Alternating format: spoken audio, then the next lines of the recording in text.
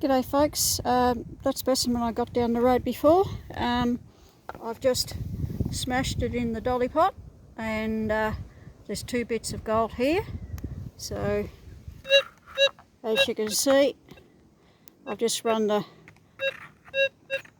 gold monster over it, and as you can see, it's definitely giving off a target. So what I'll do now is I'll put it in the acid and clean them up.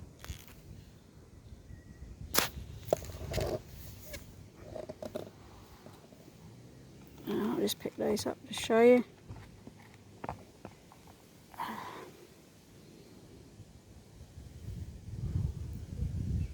So they're a little bit dirty looking still, but you can see the gold right through them.